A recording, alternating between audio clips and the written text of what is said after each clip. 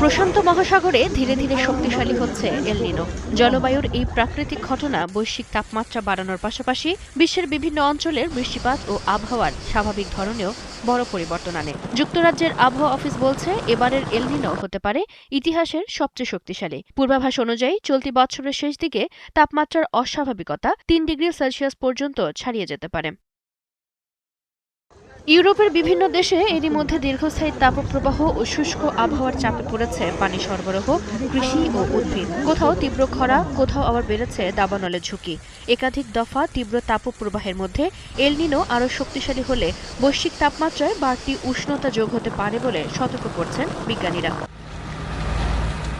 তীব্র গরম ও শুষ্ক আবহাওয়ায় ইউরোপ ও যুক্তরাষ্ট্রের বিভিন্ন এলাকায় এরই মধ্যে ভয়াবহ দাবানল ছড়িয়েছে।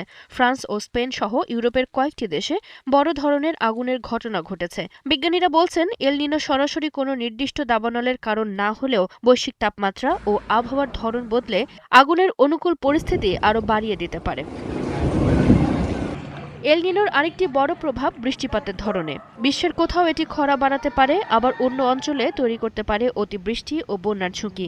বিজ্ঞানীরা সতর্ক করে বলছেন, কোনো নির্দিষ্ট বন্যাকে শুধু এল নিনোর কারণে হয়েছে বলা যায় না। অঞ্চল ও মৌসুম ভেদে এর প্রভাবের ধরনও ভিন্ন হয়।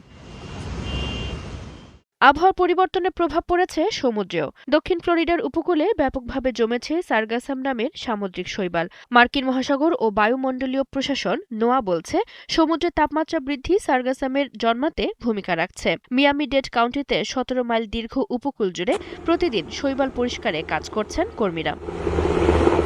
এল নিনোর প্রভাব নিয়ে উদ্বেগ তৈরি হয়েছে গুরুত্বপূর্ণ পানামা খাল নিয়েও। কম বৃষ্টিপাতের কারণে খালের জলাধারগুলোতে পানির সরবরাহ কমে যাচ্ছে, ফলে জাহাজ চলাচলের সংখ্যা কমানোর প্রস্তুতি নিচ্ছে কর্তৃপক্ষ। এল নিনো এখনো পুরোপুরি শক্তিশালী হয়ে ওঠেনি, কিন্তু এরই মধ্যে বিশ্বের বিভিন্ন প্রান্তে চরম আবহাওয়ার একের পর এক ঘটনা নতুন করে সতর্ক করছে বিজ্ঞানীদের। আর এল নিনো পূর্বাভাস অনুযায়ী আরও তীব্র হলে তাপ, খরা, দাবানল, বন্যা কিংবা পানির সংকট, কোন অঞ্চলে কোন বিপদ অপেক্ষা করছে সেটি এখন বড় শঙ্কা। চৈতি সরোয়ার, ৭১।